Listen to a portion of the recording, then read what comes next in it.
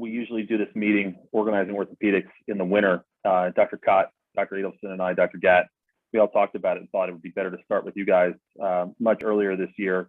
And we just wrapped up a lot of our kind of Eris and fourth year rotation stuff with the class ahead of you.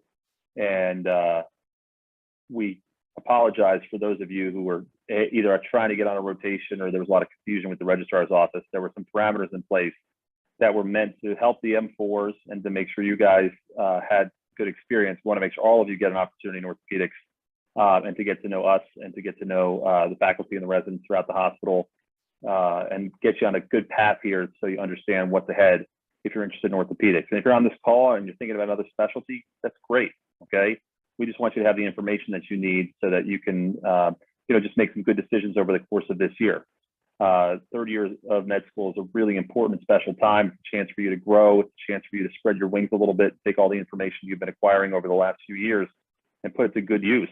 And you really can make a difference. Med students have more time to talk to patients than, the residents do. And being that person that goes back and talks to Mrs. Jones at the end of the day to see how she's doing, that stuff goes a long way. It teaches you about who you want to be as a physician. I would tell you not to miss those opportunities to, really be the most humanistic arm of the treatment team where you can be, because you often are. Okay. That said, fourth, third year is a really busy time. You have a lot of requirements. There's a lot going on. You probably have started to figure out what some of the rules of the road are and how to do well in your rotations, and probably also figure out a couple things not to do. Don't worry. Nobody remembers those mistakes you make. You'll get a chance to make them again. And the goal is to learn from them and not make them again. Okay. And what I wanted to kind of go over with you is what it looks like if you're thinking about going into orthopedics with a timeline of the next year. And I'm going to pull up this little PowerPoint here. Not this one, but this one.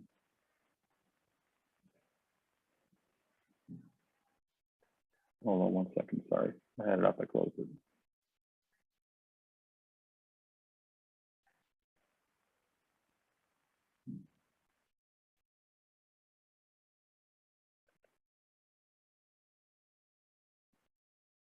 All right, so I'm waiting for the slides to come up and you guys are going to tell me if you can see them or not, and then we'll get going. So a couple of you have done rotations with us. Matt Henderson was on earlier. We have John right now. Has anybody else had a rotation yet that I don't know about? I'm on the orthopedic rotation right now at Robert Wood, not the peds one. You are, Dean. Okay, yeah. Good. So could the three of you, while I'm just pulling up the slides here, just kind of tell everybody, what you felt like the expectations were of you coming in, because I'm actually going to spell them out now. But did you have a sense of what the expectations were? I personally had no idea what to expect just because it was all M4s that were doing it beforehand. So this was the first time I was open to the M3s. So I didn't know what to expect. Yeah, so that's one of the hard parts, is that we have so many M4s applying this year, and we did the year before also, that they water down your experience and you, to a degree, water down their experience. That's why we try not to intermix them. I know with Matt, Matt came in and didn't have any other opportunities later in the year and would make a go of it, okay? First thing to understand here is that we want to make life easy for you to get exposure to orthopedics. So if there's any conflicts, any problems, make sure I know about them, make sure Dr. Gatt knows about them, make sure Michelle Allen in our office knows about them. If anyone says you can't take a rotation, we'll figure out how to get you on a rotation, okay? Can everybody see my slides now? Yeah, say M3 pathway to ortho. Yeah. All right, cool. All right, excellent. So learning clinical orthopedics is obviously one of the things that you guys are excited about this year. You wouldn't be on this call. And it's obviously a whole new language. The estimate that is that an orthopedic resident learns 10,000 new words in the first, well, the med student learns 10,000 new words in the first year of medical school, right? Orthopedics, it's not quite that many, okay? But there is a mountain of new concepts and things that you just don't learn anywhere else in medical school. I mean, Robert Wood completely ignores the anatomy of the foot, but obviously the foot's an important thing for us to teach you about. And we probably should spend some time talking about that one night this year. Your opportunities to learn this year are going to come in these things I've listed here. I'm not going to read the entire sheet here, okay? But a couple exciting things to pull out. Clinical rotations are great. You guys should get on the mailing list for our conferences. Department conferences happen every Monday and Thursday. Most Wednesdays, there's a specialty conference too. Those are peds, and then a rotating basis for hand, joint, spine, etc. There's a quarterly research meeting that's actually happening tomorrow morning. We'll talk more about research towards the end. Dr. Cotton may want to talk about it a little bit too. The only conference that you guys can't attend is Morbidity and Mortality Conference, which is the first Thursday of the month, typically. Okay, that's a closed session. Really important to be able to speak freely, peer-to-peer, about these things, and there's no outsiders in those conferences. ORIG has been sponsoring lectures this year. You guys should come to those. Some of them will be things you've seen or heard before. Many of them will be new, and it's a chance to ask questions and get involved. We want your perspectives as older students, so I invite you to make sure that you are on the mailing list if you're not already, and getting those messages. Please let us know, and we will make sure we have 2 amazing M2s who have been really pushing this forward. And it's not just them, it's really the whole group and the spirit of the group. You know, we're really transforming the organization. And I give a lot of credit to Dr. Cott, who's on the call here, who really helped to kind of bring this to the fore as we were kind of emerging from the COVID cocoon. One of the big ideas that we worked on together last year was to come up with this orthopedic boot camp. So at the end of your M3 year, after you do your transition to 4th year week, we're going to pick a couple days in the last week of June before you start your 4th year clinical rotations. And we're going to go over orthopedic skills. We're going to get you guys working on some tissue handling. We're going to go over orthopedic instruments. We're going to go over hopefully surgical approaches. We had a cadaver last year. We were able to go over to the lab at the med school and do that. So keep your eyes and ears open about boot camp. We'll try to get that date out early. So if you're planning on traveling in that, kind of intercession week, you know where it is and what to do. We recorded some of the sessions from last year. If you can't attend in person, there'll still be a lot of valuable stuff to get out of that. Okay. But basically, the big focus of tonight is, what is this timeline going to look like in planning to get, yourself ready for orthopedic residency? And even if you're going to apply to another specialty or dual apply to something, okay, or even if you're not sure, hey, is orthopedics for me, or is one of the big questions many of you guys have, and I'm not, putting anyone on the spot here, is that, is my application competitive for orthopedics? There's a lot of rumors out there about, what you need to have, on your CV to get an orthopedics. It's not as hard as you think, but it's also not as easy as you think. So to try to help you navigate those muddy waters, one of the things we want to do early this year is get you a faculty advisor assigned. We have 9 faculty that have volunteered to be faculty advisors. We kind of evenly distribute you amongst them. Some of the people that are returning from research years already have one, like Matt. And we want to also get you assigned a resident mentor who will be, I think, Brian, we decided it was going to be an PG3, right? But we'll spread it out if needed for more people. And the idea is that you're going to have an opportunity to have someone who you might meet with and have a cup of coffee one night. You might take call with, on the off night, when you're on your family medicine rotation. You don't have to take a lot of calls. If you wanted to get some orthopedic experience, that's someone you can connect with. And just someone, that you can ask questions of as you're starting to think about this year and get some advice. You get to know somebody. We don't want to give you a chief resident because they're going to be gone when you're an M4. The M4s are going to be your leaders when they come in next year. And we think the 3 and the 3 is a really good level because the 3s have enough, PG3s have enough orthopedic experience that they can take call with you and not feel like they are they have to spend a lot of time teaching you when they don't feel like they've learned everything that they need to learn yet. Okay. And we'll see how that works for this year. And we'd love your feedback on what you think about that process as we continue here. If you're going to plan to do a research year, and this is something we're not going to talk a lot about tonight, many of you have questions. This is probably best served in a one-on-one with your faculty advisor and going over the merits of your applications. Research is not necessary to get into orthopedics 100%. It can absolutely help. If you've done research in other fields, it can help you too. But if you're planning on trying to take a year off to do research between your M3 and 4 years, a lot of the good research positions fill up early in the calendar year before. And we'd like to get you guys applying for those early. So some of the best opportunities haven't passed you by. Matt's out at Rush this year doing research. Matt, what month did you apply for your spot? I think I applied probably around now. I actually just posted on OrthoGate my position for next year. Did you really? Yep. Yeah. So anybody who's thinking about that, we really should have a discussion early. And you should reach out to me, offline, so we can kind of talk about what your thoughts are. We should have you talk with Dr. Gatt, our chairperson. Everybody know Dr. Gatt? Good. We'll get Dr. Cott involved and any the other mentors with that discussion, so that those of you who think that, maybe I ought to think about taking a research year off applying for this position, Now we want to get ahead of the curve and get all your application materials in. When spring rolls around, and we'll have another meeting to talk about how to go about doing this, but you're going to apply for away electives, okay? An away elective is an M4 rotation. Most people in orthopedics do 2 or 3, occasionally 4 away rotations, but that's sometimes logistically hard with the constraints Robert Wood places on your academic calendar. 3 is usually advised, but 2 is also reasonable if your application is particularly strong. We'll talk about that a little bit more. But applying for those away electives, there's a common application for most electives. Some of them require a letter of recommendation or an essay. There are places that get hundreds of applications. There are places that get a handful of applications. And balancing those and making sure if there are 10 or 11 or 12 of you applying, I see 10 faces on this call. I know there are more. If there are a lot of people applying, sometimes it makes sense to try to spread yourselves out a little bit. And we've usually had one student kind of volunteer to put together a spreadsheet of where everybody's going. So you won't take any volunteers now, but we'll try to organize that as we go into the winter. Just kind of think about it.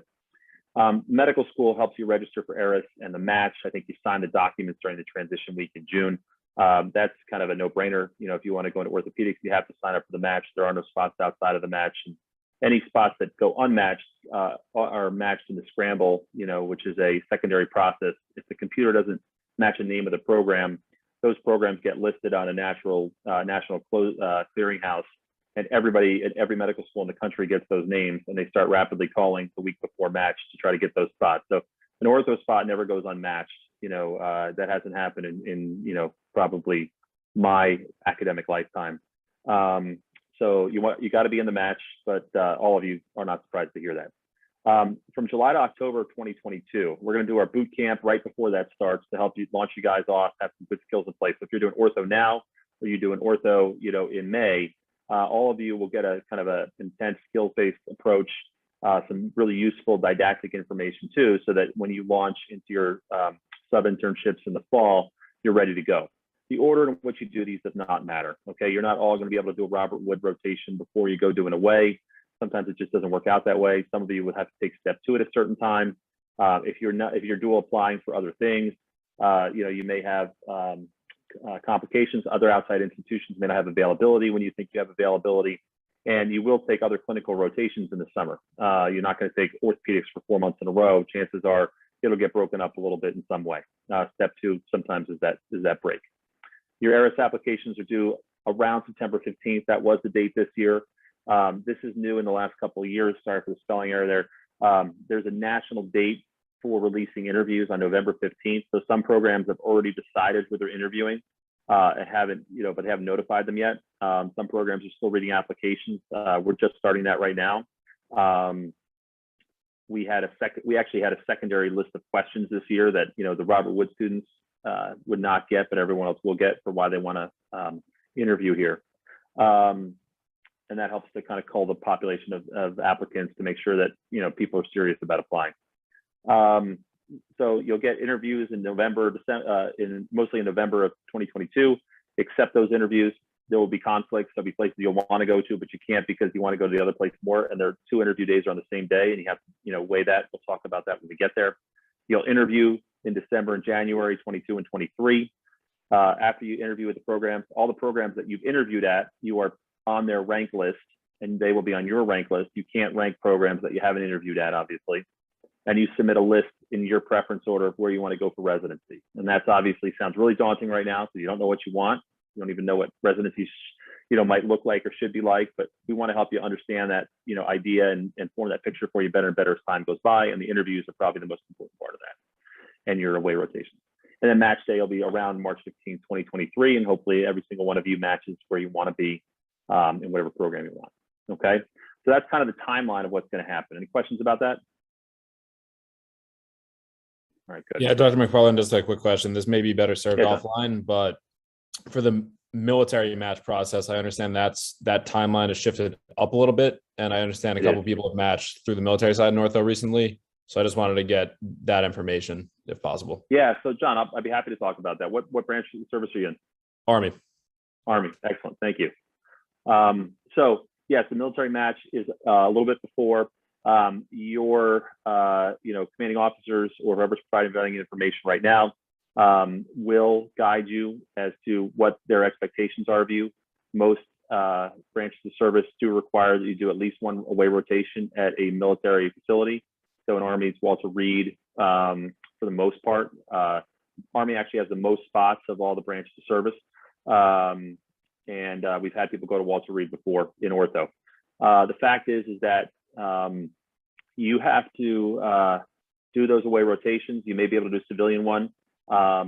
They will sometimes allow you, because they have more applicants that are in the service than they can take it, within the Army. They require you to apply for a waiver, and you go through the military match. If you don't match in the military program, you have also submitted your civilian program. If you match the military program, you withdraw your application and you're matched. Okay.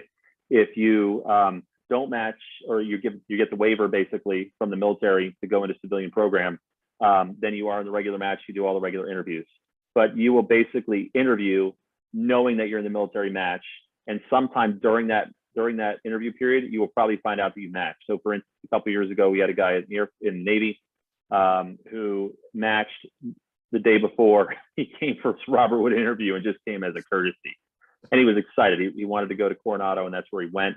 And he was a great applicant, but he matched and then withdrew and canceled his interviews, and those slots go to somebody else. Okay. So the point is that as soon as you're out, you're out. If you decide to cancel an interview, let them know as soon as possible, because they will fill that slot with somebody else, and you would want someone else to do the same thing for you. Okay. So it weighs in your favor, John. You'll know what's going on ahead of the game. You will have more limited options in terms of your ways. Your ways are great, though. I know Walter Reed has been phenomenal for our folks who've gone there. I forget where the other ones are. You probably know better than I do. But to answer that question, you'll know, and it won't affect your process or anyone else's process in a negative way. Sure. Okay. Thank you. Sure. So during this third year, obviously we're sitting here, almost the end of October. A couple of you have done orthopedics, but many of you later on. Does any of you not have an orthopedic rotation scheduled this year?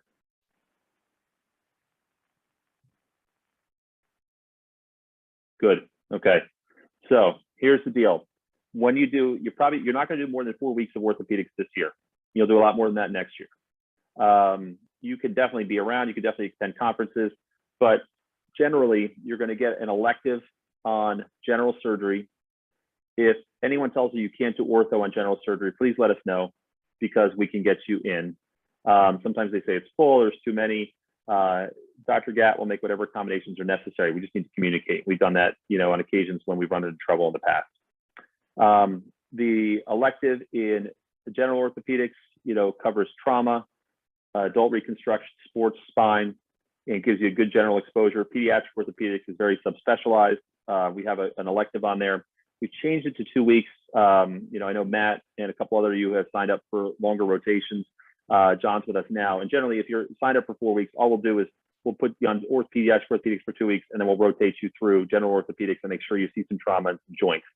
If you just see pediatric orthopedics, you're gonna get a little bit of a skewed sense of what orthopedics looks like, what call is like. You won't see smashed up trauma, and you won't see interesting joints in arthroscopy if you just do peds. We love having you on peds. We have a lot of faculty that are interested in doing education, and that's why a lot of people have gravitated towards it over the years. But the reality is that as a third-year student, we shouldn't be subspecializing you too much, because it may give you a skewed idea of where you're headed in the future. So if you're signed up for a 4-week elective right now, don't try to change it. But when you come on service with us on peds ortho, which is my team, we'll just guide you to some adult rooms. We'll just say, you're gonna go to trauma today, you're gonna go to joints today. We'll make sure you have plenty of lead time so you can prepare. Okay. But the idea on these rotations is that you show up and you're trying to learn some clinical orthopedics. So I think it's important to talk about the objectives. And I'm not going to sit here and read this all to you. I'll send it out to you guys. But we basically have to have an idea of what we want you to learn. Okay. This year, we want you to start to learn the language of musculoskeletal medicine. We want you to start to understand common patterns of injury, including the mechanics of injury. We want you to understand basic science of tissue healing. We want you to be good at taking a good history and performing a good physical exam, and those skills can start now. A big part of our boot camp last year was going over physical exam, because people missed so much time as M3s. And as the skills for examining the skeleton are different than for examining the heart or the abdomen. Okay. And so we want to try to hone those skills, work on imaging. We want to see your skills at reducing fractures, trying to let you do a little bit of stuff. You may have opportunities to do that on call. We want you to understand what an orthopedic surgeon does and, what their role is in the healthcare team and in the community at large. And we also want you to, learn how to be an effective communicator. We're looking for people in orthopedics that, are the consummate professionals, who know how to interact with others and, maintain poise and be effective communicators. And honestly, that's a lot of what we're evaluating you on.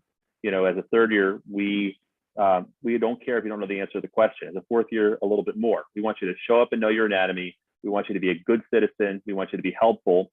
We don't want you to be overly helpful where you're asking, too many questions and slowing things down and getting in the way. No, and don't take that as an offense. I think you understand that. Okay. We want you to learn. But sometimes if things are going crazy, that's not the time to ask the question. You save it for a little bit later.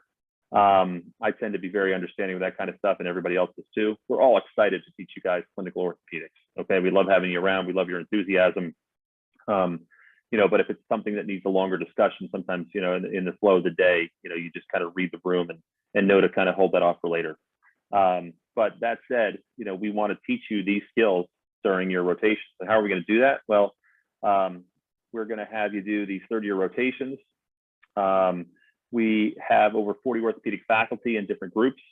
Brian, is your group still Brielle Orthopedics?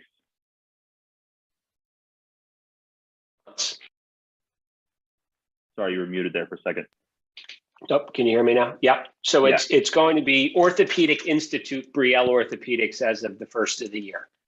Great. Okay, excellent. So Dr. Kott's office is a little further down the shore, but he's had a lot of students come through his office. There are 3 of his partners are residents that were close in age to the 2 of us. We were residents together. Dr. Kott's 2 years ahead of me. And, they are open to having students, and every one of the faculty on staff here at Robert Wood is open to having students come and join them in the office in the OR. But the residents are really your gateway. So, you're going to be directed by the chief residents as to where to go on a given day. In Peds Ortho, it's a little bit more directed by me, but run through the residents on our team. You're going to help out on morning rounds. You're going to either spend the day in the office or in the OR. If you're in the OR, you want to change into a clean set of scrubs every day.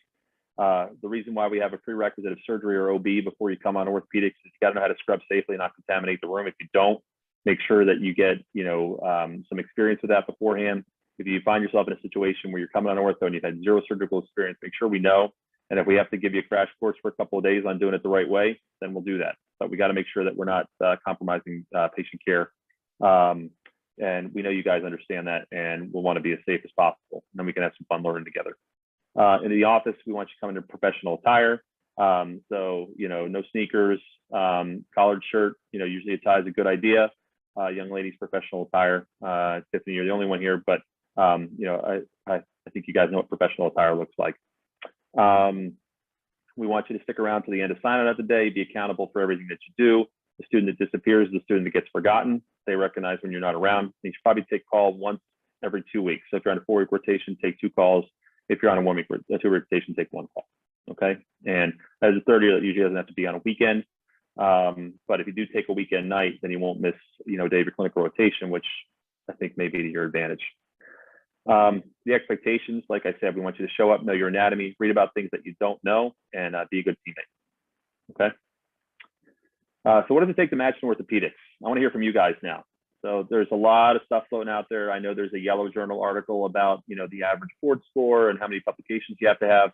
But what do you guys think it takes to match in ortho?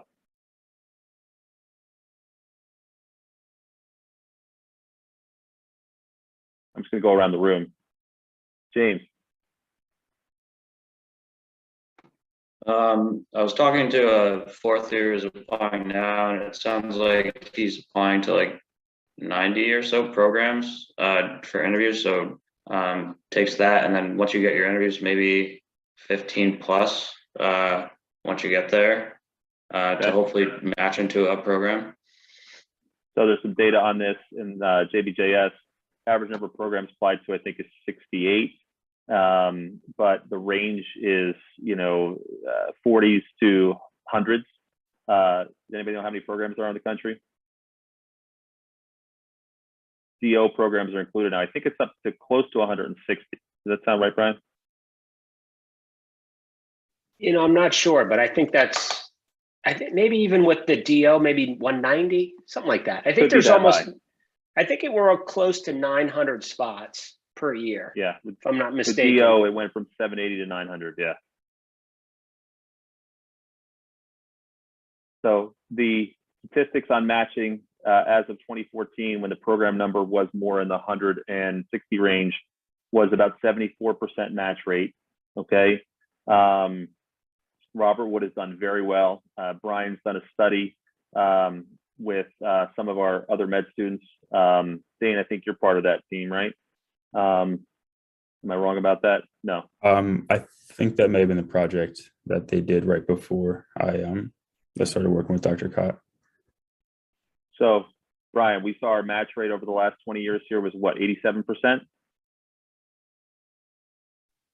I don't think we actually totaled it up, but it's high. I feel like in the results, yeah, it generally has been very high. I think those were just the respondents, which could have been skewed, but it was high. Yeah. So it is a competitive specialty. It's not the most competitive specialty. That's dermatology and radiation oncology, but there are definitely fewer spots and definitely less call in those fields. But to match in orthopedics, it's really the whole package. Okay. Yes, your academic record is important, and we'll go over that a little bit. And that's probably what your faculty mentor should go over with you the most. But we want to see that you're demonstrating aptitude in orthopedics. Okay. And, aptitude includes having, the ability to learn skills, both clinical acumen, understanding, making determinations. You guys have all heard of the RHIME model of, patient management and showing competency.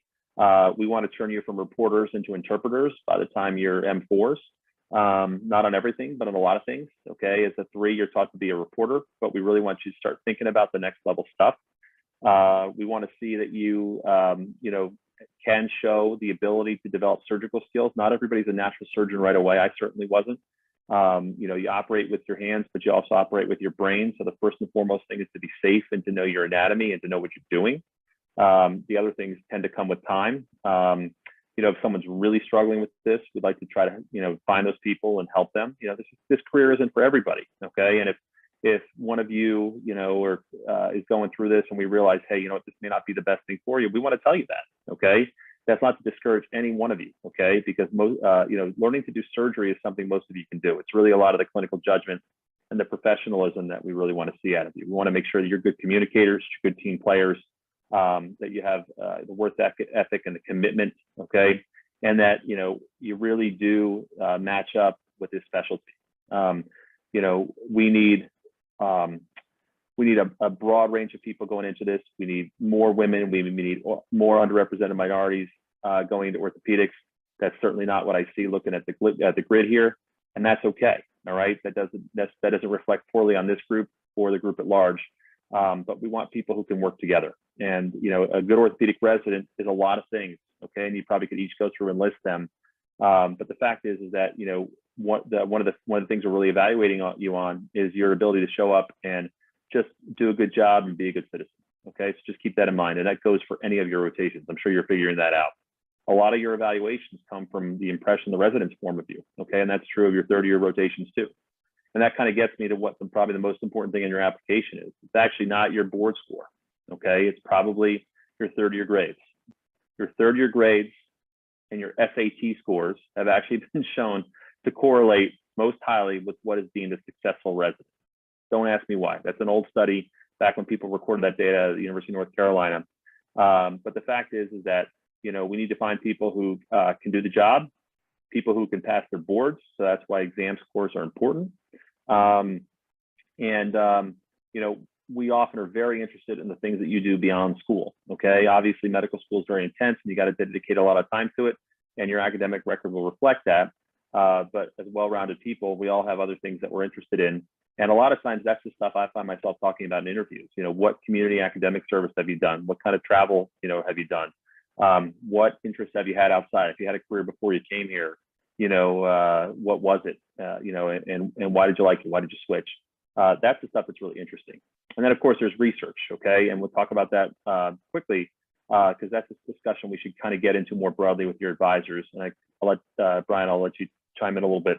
But research is something that is important for residency. As an orthopedic resident, you will be required to complete at least one project, and you should be doing several more than that, okay? Being able to formulate good scientific questions, being able to test a hypothesis, being able to interpret data, being able to read other studies and say this was a well-designed study, this is a poorly designed study. The ability to incorporate new information into your practice in the future is all predicated on being able to be an orthopedic scientist, okay? And doing research prepares you for that. So that's why residencies desire this. Now, there are residency programs out there that are kind of centered around, churning out research papers, okay? And having a huge support staff to do that. But not every program has that, but every program still has a research requirement. If you wanted to, match at, everyone thinks about HSS and that's a totally different, animal. But if you wanted to go to Pitt, for instance, okay, your application is going to be a lot stronger if you have some publications on there. But if the publications are in a different field because you were not interested in orthopedics until the last couple of years, that's okay. All right. The research you did in the past counts. Would we love to get you involved in some more studies here? Sure. Okay.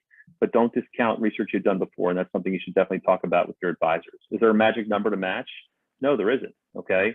If you read that Yellow Journal article published in 2018 on, the qualities of match, the mean board score was 248 and the mean match, the mean number of papers was 5 or 4.6 or whatever it was.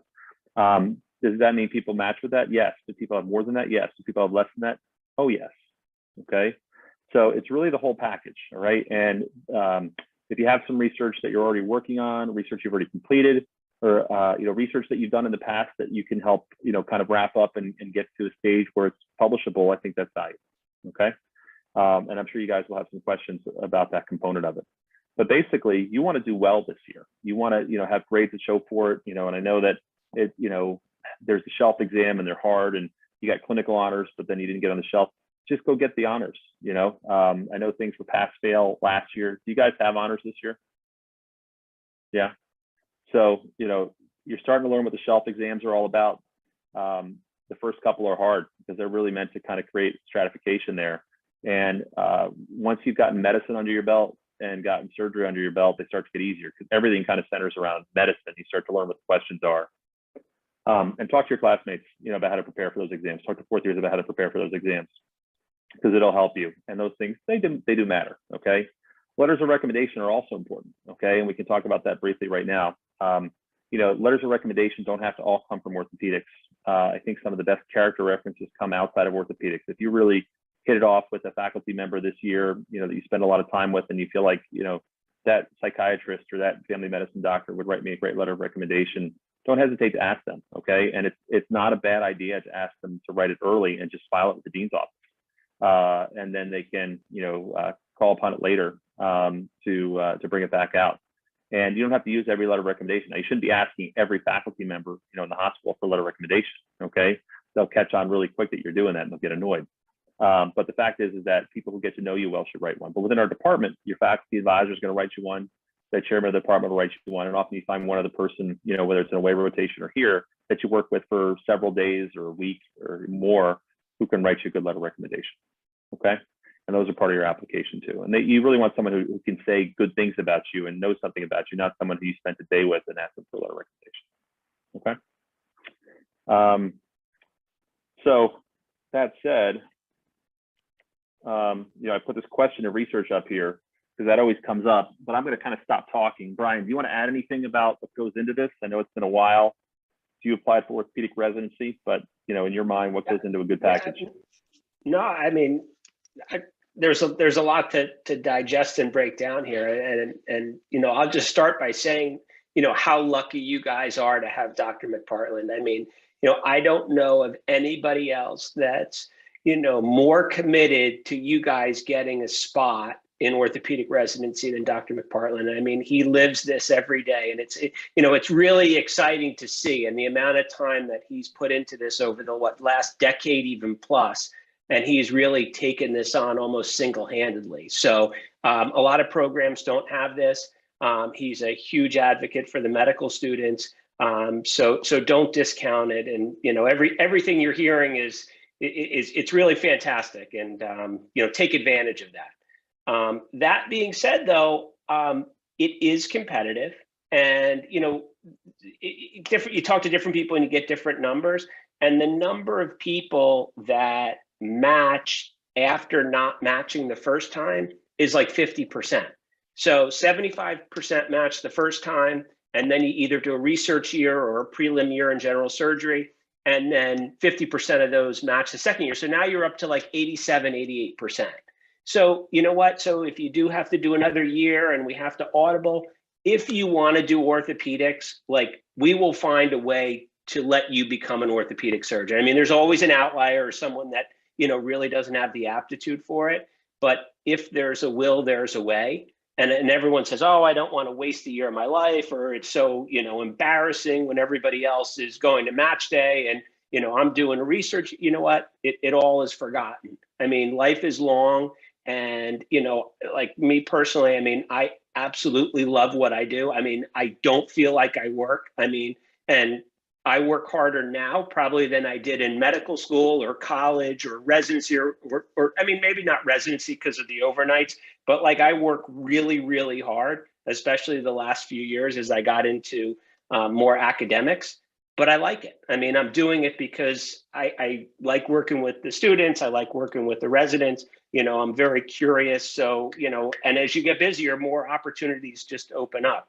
So for me, orthopedics is really a fantastic thing. And I'm glad I didn't settle in the beginning and someone say, oh, that's too hard, or, you know, you guys work too much, because you can really tailor orthopedics to whatever you want. I mean, we have people in our practice that are almost like part-time people. I mean, practices have gotten larger, and then we have, you know, people, and, you know, I came from Rothman where everybody's a little bit crazy and people are consistently working, you know, 16-hour, 18-hour days.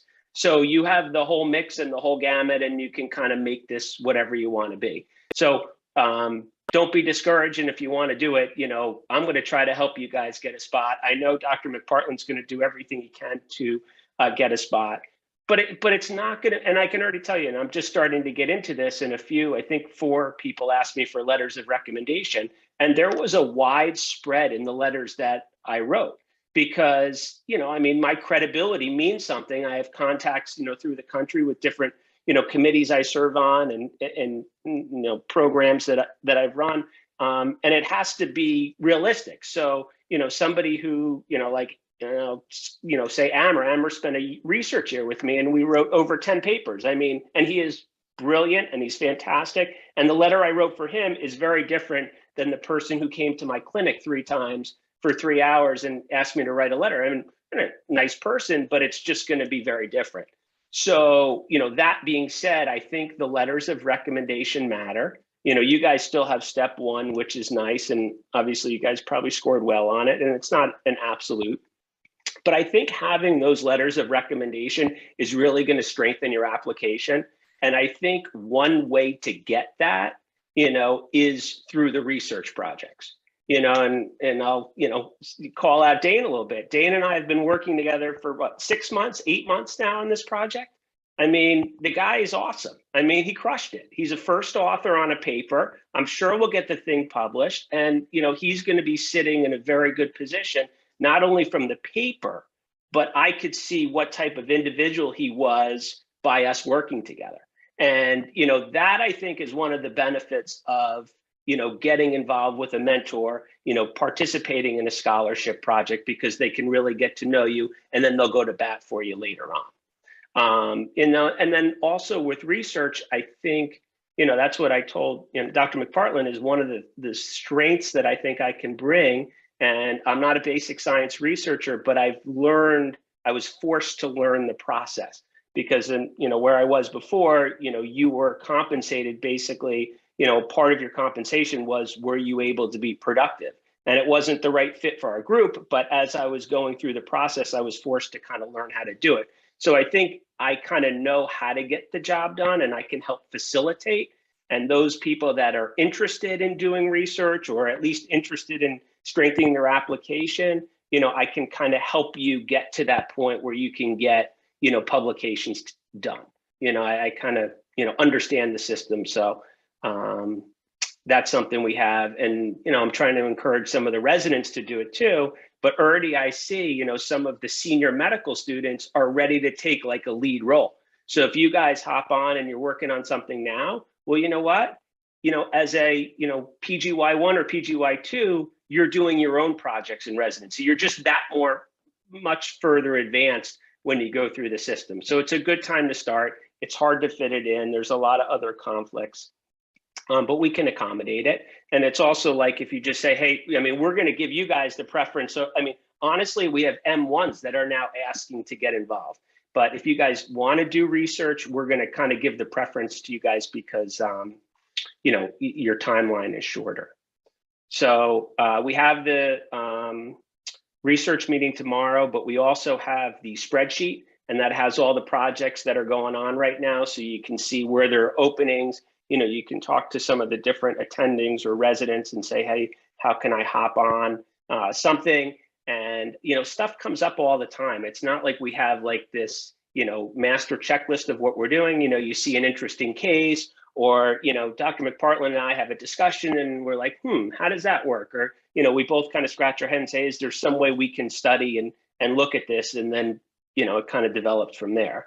And then hopefully we don't go too far down the wrong path before we audible, but there's always room for review articles and case reports and, you know, some of the low level stuff. To do a big, you know, randomized trial, I don't know. We're not quite there yet. We don't have the infrastructure in place for it.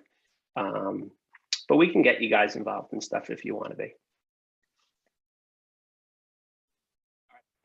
Thanks for that great overview, Brian. And, you know, I was so excited. Brian and I had a conversation about a year ago, and, you know, we've stayed in touch over the years.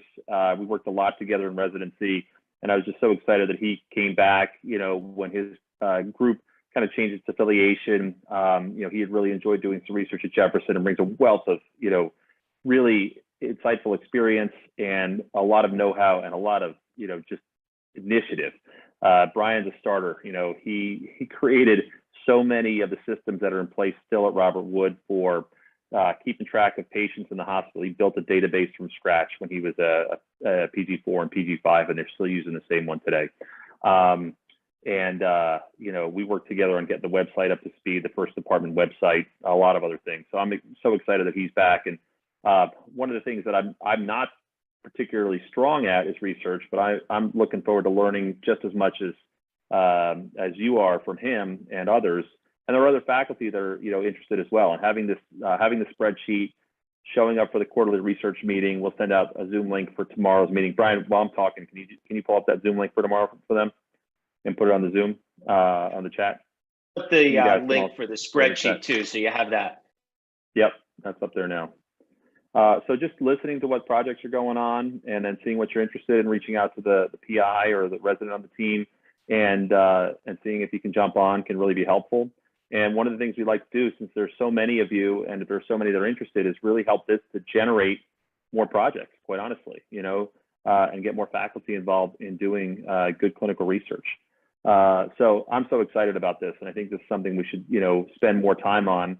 You know, tonight was a night to kind of introduce you guys to third year and kind of tell you what the pathway is going to be. Research is a bigger discussion, but I think it could start, you know, for you as early as tomorrow morning, listening into the research meeting and seeing where we go from there.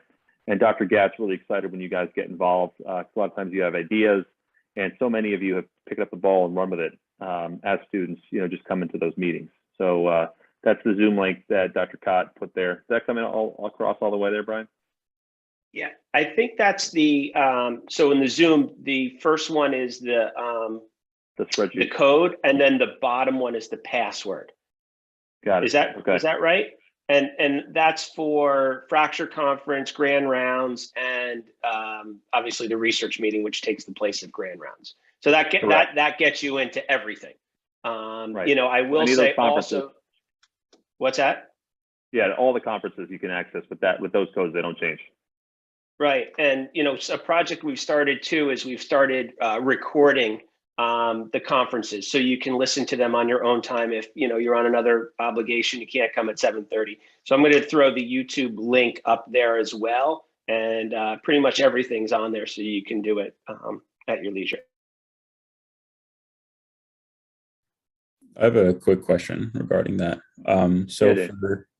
Since John and I are both on the rotation, like orthopedics rotation, we have education tomorrow. So will all that, the research meeting, be a part of the education that we have tomorrow morning? That is your education tomorrow. Yeah. Oh, it is. Okay. Yeah. And the second half, you guys are actually going to have a meeting. Dr. Gatt bought a clinical research education series that you're going to watch with the residents, with him and Dr. Dunn tomorrow. And you'll have question and answer about research methodology tomorrow too. So tomorrow's all about research for you guys. Okay. All right. I'm excited about that. I haven't seen the materials yet, but I'm going to watch them. Charlie has them, Brian, and we can get access to them offline. He told me so. Should be good. So the next steps here, guys, we covered a lot of ground tonight, are to basically get you guys assigned a faculty advisor. And there are 9 of us that are doing it, myself and Dr. Cott, Dr. Gatt, those are names that you know. And there are several others, of our colleagues in various different disciplines throughout the department that are involved. And try to get you a fall meeting set up with them. If you're interested in research or taking a year off and you need to have that discussion, that's something we would like to try to expedite. So if you're in that situation, let me know.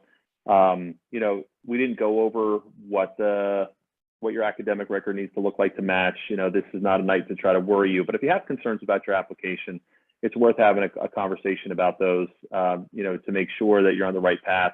I'm happy to do that with you guys in short term. If you have concerns, just reach out to me. Dr. Gatt's also got really good advice. We kind of know where you're really competitive and you don't have to worry about it. Sometimes there are people who should take a year off and do research to help, boost their application and give them the best chance of matching. If you feel like you're in that situation, just reach out and we'll try to, expedite, having a discussion about that. Okay. I want to try to keep things succinct tonight. We're coming up on an hour pretty soon here. Yeah, go ahead. Real quick, and just saying that, our department is pretty small. I mean, we only have 3 residents a year, and a lot of times the interns are off on another service. And, we're really making a push to include all you guys in the department. And I think that's unique, as opposed to some of the other subspecialties of other departments, within the institution. But we want you guys because, we want to grow. We want to have a presence. We need you guys to teach the M1s. I mean, they're like starving for content and they want to be part of it. And if you guys have gone through it, you can be teachers and mentors toward them.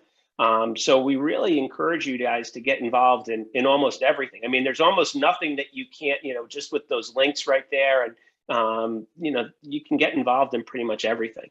And, hopefully that kind of stays with you once you leave Robert Wood. We're going to make a real push to kind of bring you guys back. Either, you want to come and, practice in New Jersey because most of you guys are from New Jersey, that's an option. You want to just, maintain some connection with this institution. We hope you do it.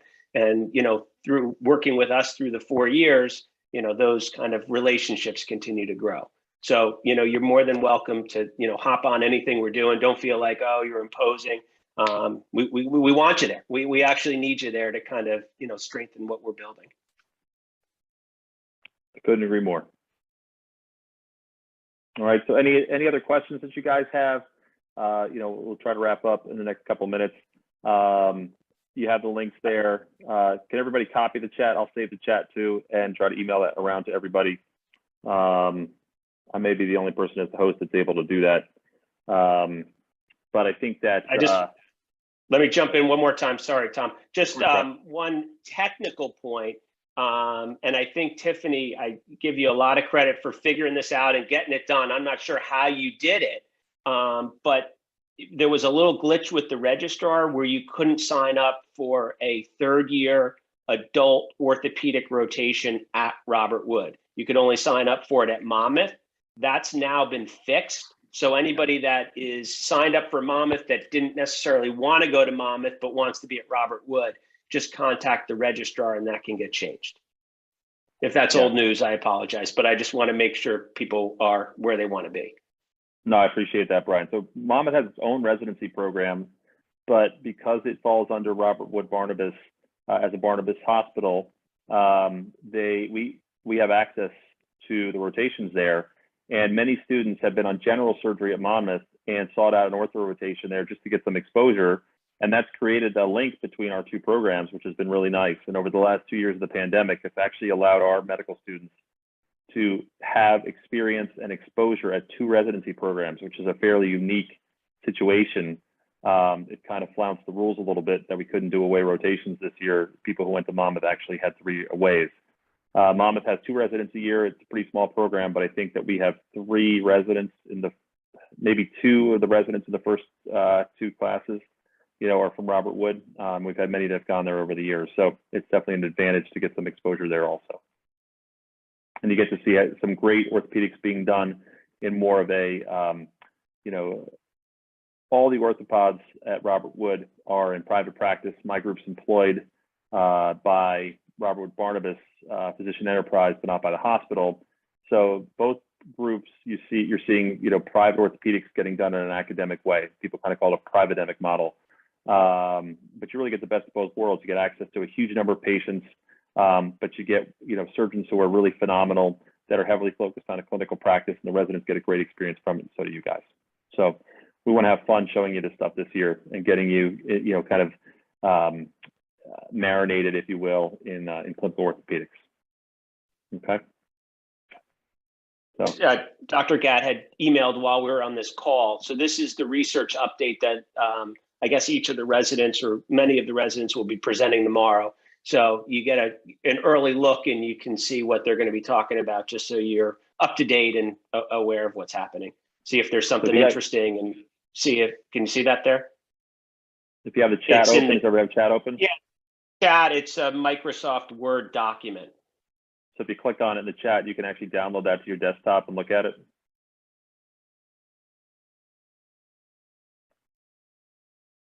Okay. And then those links, if you click on them and they start to open, and then you just save them and bookmark them, take a screenshot.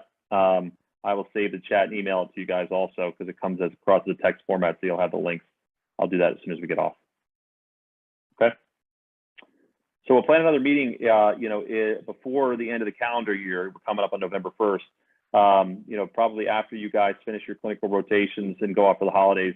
Maybe we'll, just send around and see if you guys are interested in chatting again, or if the holidays seem a little bit of a hard time to do it this year because you're finally getting away this year.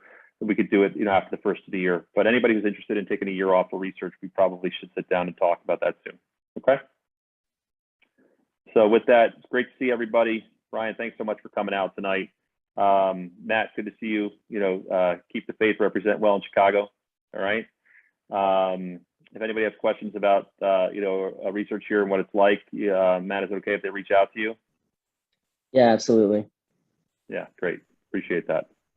And, we want to try to, get you guys access to whatever resources we can to help you along this journey here as we look towards a match in 2023. Okay.